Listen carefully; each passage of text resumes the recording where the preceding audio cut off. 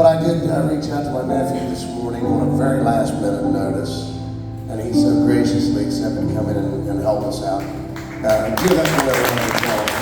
He's done a fantastic job. And I'm so proud to see, a lot of times we think of this generation today, the young generation of kids, but this boy's a tremendous athlete. He's a hard worker. He loves the Lord. He lives his life to glorify Jesus. And that's such a blessing to see in a young generation these days. It took me till I was in my 50s. And April mentioned there's no wait next Thursday, so having said that, I would like to extend an invite.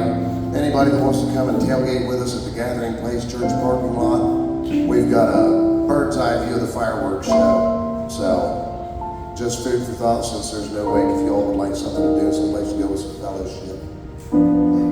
But I would like to bring up our speakers. Very dear friends of mine. I've known Kim longer than I've known John, but John's like a brother to me. I love them both with all my heart. Super great people. Got a lot of very similar life experiences to my own, so there's a lot I can relate with. But you all sit back and enjoy, and I hope that they give you some word that somebody leaves here with and feels better than what they came in with. But please give everybody a warm welcome for John and Kim Dalton.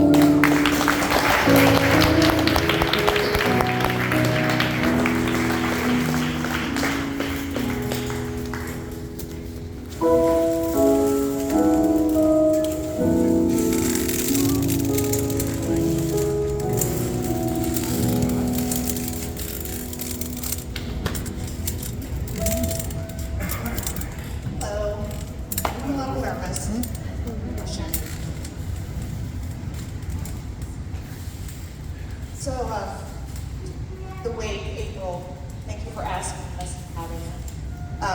I am not a public speaker. This is my first time sober doing it. I've done it intoxicated before, but never sober.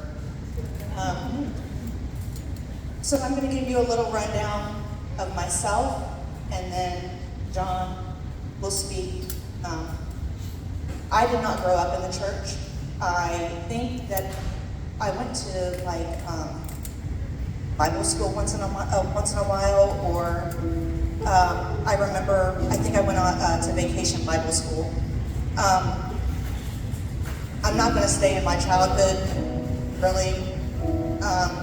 There was some traumatic events there, but I'll save that for another time. With that being said, the things that happened to me as a child carried over into my adult life.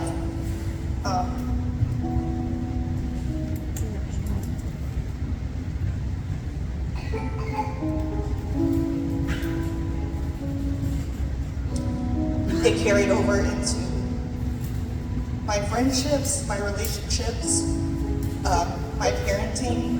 I was a mother at 15. I had four daughters. They kept me on my toes. They suffered a lot because of my mental instability. And that guilt as a parent, you're going to carry it. You know, I've given it to God, and I know that I'm forgiven.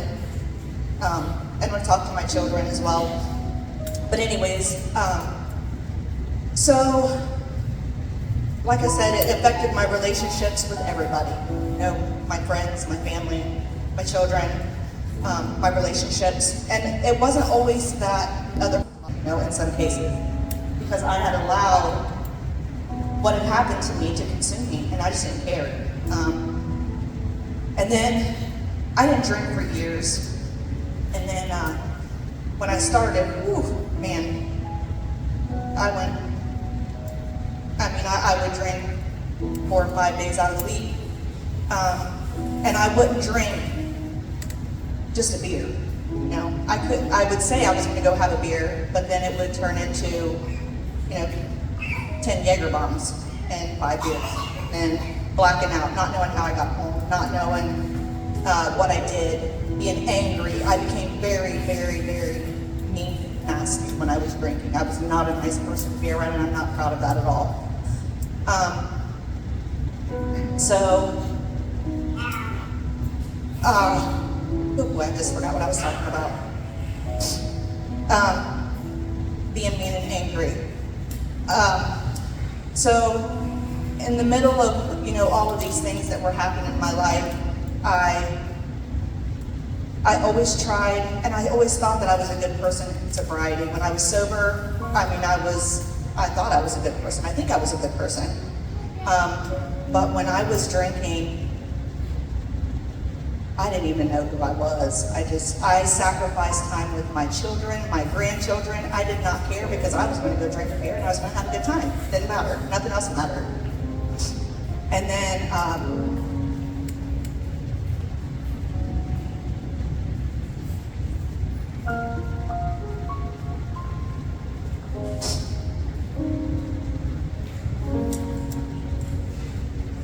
April the 11th, 2021, my daughter died.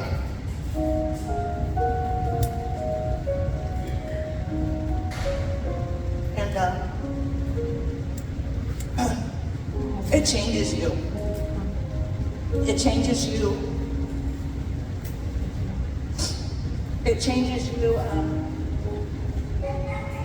as a person, as a whole. Your life is never going to be the same. The grieving, with anybody, grief is hard. But when it's your daughter, it's a little bit harder. My daughter died from an overdose. She was 29 years old. I know Tiffany, know her. There's quite a few people in here that probably knew her. And when I lost her, I literally lost my mind. I grieved and I drank, and I became meaner, and it's not something that I'm proud of, but I did not know how to cope. When we had her funeral, I don't really remember much about it. I remember bits and pieces. Brad and Lori, I'm grateful for them for getting me through that. But you're so lost, and I was so lost already. And I just didn't know how to find my way back. And I would be hungover for 3 days. I would just drink so much that I don't know how I lived through it. I really don't. I've always been a believer. I've always believed that there's a God, and that you could be saved. And you sit and you look at your life and you think, my goodness, look at all these things that I've done, how bad I've treated people, how bad I've treated my own flesh and blood, And you just, in that moment of grief and heartache, I did not want any part of God. I was angry, and I didn't understand why it had to be mine. I don't ever wish that on anybody ever, but in that moment you're like, why me? Why is it mine? And to make matters worse, my brother was with her. He did not call for help, and he left her. He was also in active addiction, and so we found her. She had been gone about 10 hours. We found her, and I was angry. I was so mad. I was mad at God. I was mad at my brother and his girlfriend. I was very, very angry, very nasty person. And I had no desire to hear about God. I didn't want to hear it. I didn't want to see it. I didn't He did this and he took this from me, and it's not fair. And then I'm going to stop for a minute and I'm going to let Jonathan talk, and then I'll come back in a minute.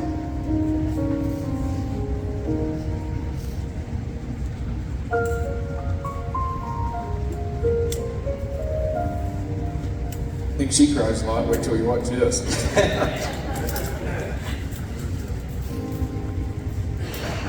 My story started a little different. I was raised my parents were, godly parents. They showed me the right way to live, and I chose it. And it's just, the Bible talks, everybody has a choice. It doesn't matter how you're, it doesn't matter each sin, being raised, basically at the foot of the cross, and take the church, Sunday morning, Sunday night, Wednesday night. And it started, I had 5 kids, still do. I have 8 beautiful kids. I'll do it quickly. Got out of church, started on my own thing, barely started drinking, and they say the one sip doesn't hurt anything, it does, because it led me down the path pretty much spiritual. And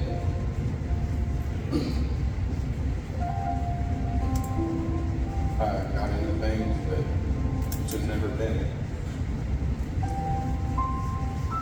And I remember I left the house, drank a quarter yard of moonshine, rolled the truck 3 times. Got out of that with 3 broken ribs.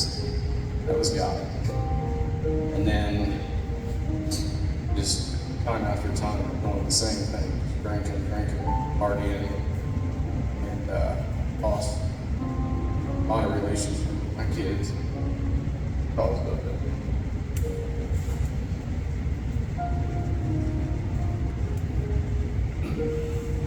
Told you I'm a crier.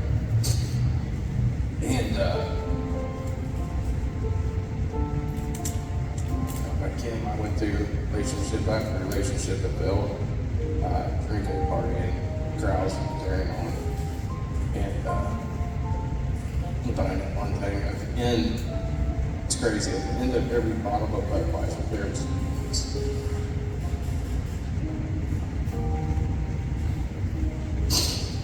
right there. Every time. Let me know you love me.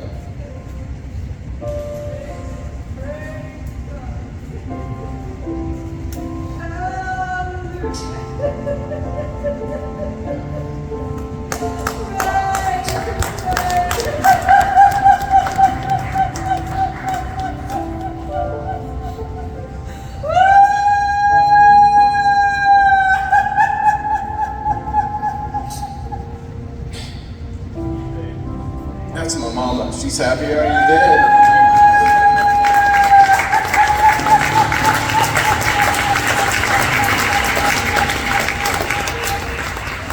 Hallelujah for the blood of the Lamb. Praise His sweet holy name. I remember time after time, and I appreciate everybody that come out to support. I don't want to call anybody out because I'll miss somebody, and I love you all, and I thank everybody. And one person I know that got the brunt of it was my Uncle Steve. I get drunk, I get called. He patiently walked me through. He didn't browbeat me, he didn't down me. He just said, "Budge."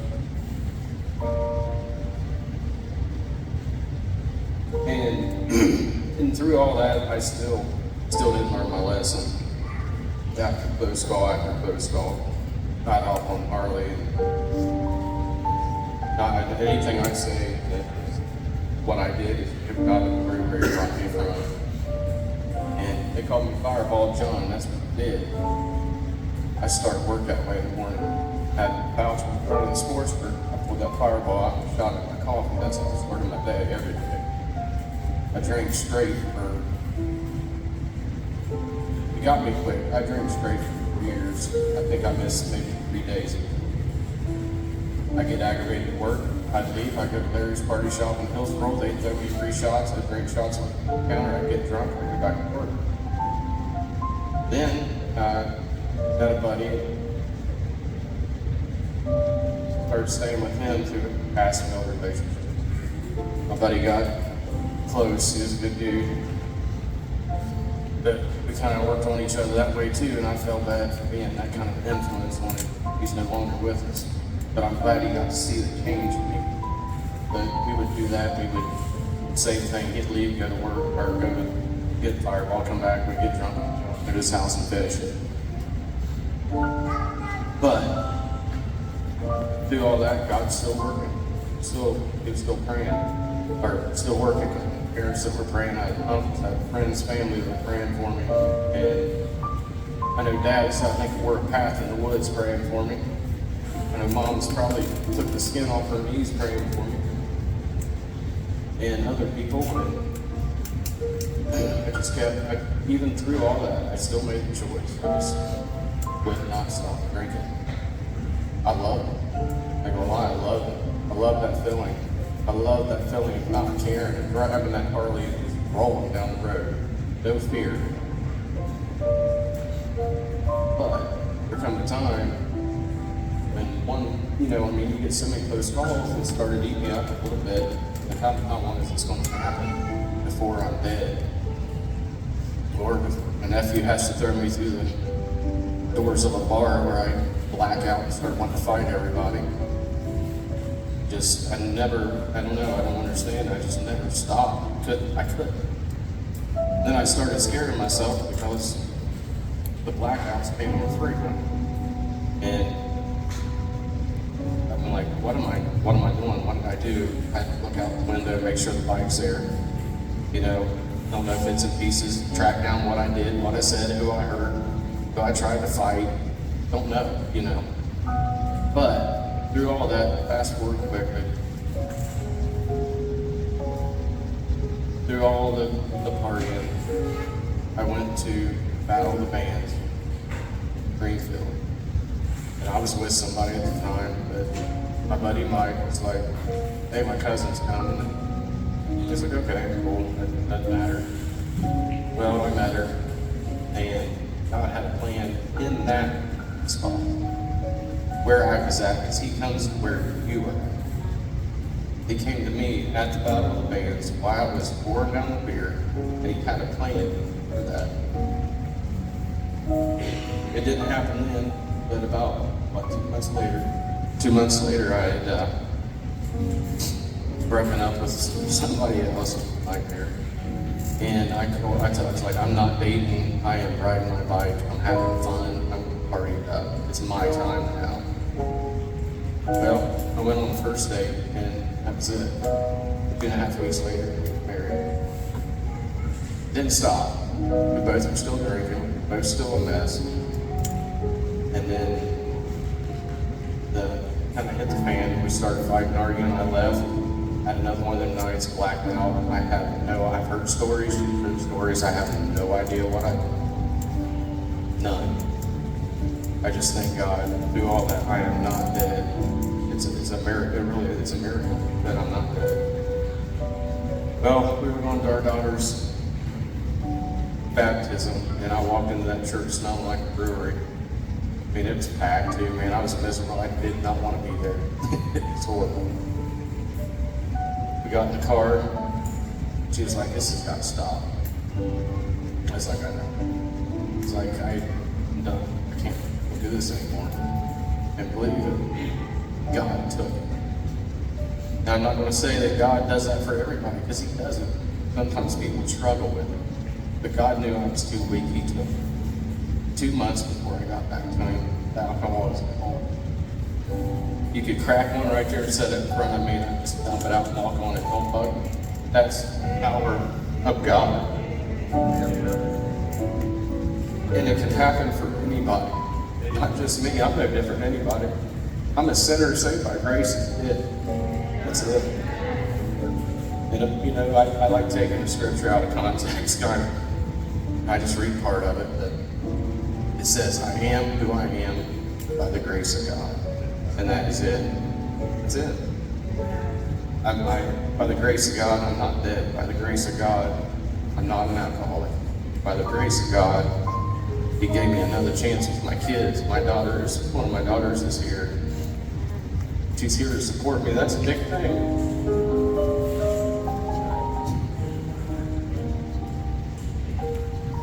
God's good, and He can do it. He can save anybody.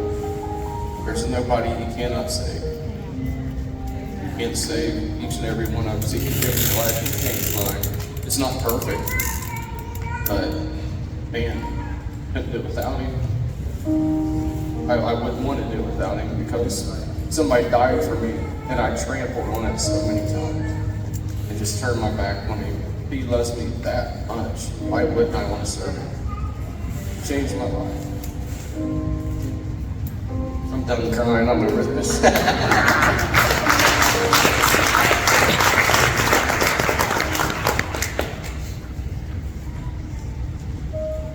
So we met, we went on the first date 3 weeks later, 3.5 weeks later, we got married. Everybody thought we had lost our minds. God knew what He was doing because I have a relationship with God. I know Him. If I had not met Him, I can promise you, I would not be here. I would have, between the depression, anxiety, grief, all the things, I didn't want to be here anymore. I didn't want to feel it anymore.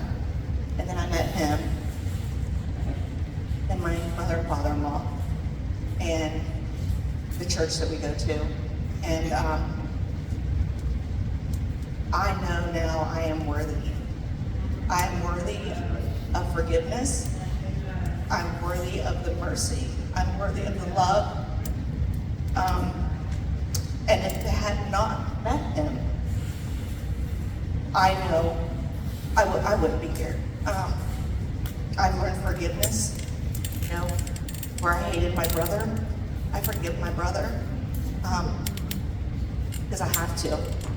I'm not going to make it to heaven because it's not my place to judge him and his situation at that time. So I know I have to forgive him so that I can make it. And we now live a life. It's different than what we were living before, that's for sure. You know, we don't even, it doesn't even cross our minds anymore. And when we look back, it gives me anxiety to look back at what the things that we did and the things that we said. And I am just grateful. I'm so grateful. I'm so grateful. And I brought my daughter's Bible because, you know, like I said, I don't do public speaking sober. I had never done it until now. But I got my daughter's that passed away, Lindsay, I got her Bible out. And I thought, you know, just show me something. Show me what to say, where to go. And I don't even know if I can read it now because of my eyes. The Lord says, I will rescue those who love me. I will protect those who trust in my name. When they call on me, I will answer. I will be with them in trouble. I will rescue and honor them. I will reward them with a long life and give them my salvation. And I'm thankful for that salvation tonight. I'm thankful for my husband.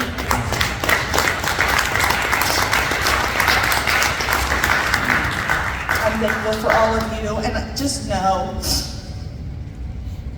if you're in an active addiction, if you are drinking, if you're suffering with mental health issues, there is hope. And He will meet you right where you are right now, in this moment, because He's waiting for you. And He loves you, and it's already forgiven. It's already forgiven. And I know April's going to do prayer. And let her pray with you. If you're lost, I know Jonathan will. I will do my best to keep myself together to do it. But I know that if he can change us, that he can change anybody. You just gotta go to him. You just gotta go to him. And that's it. Thank you guys.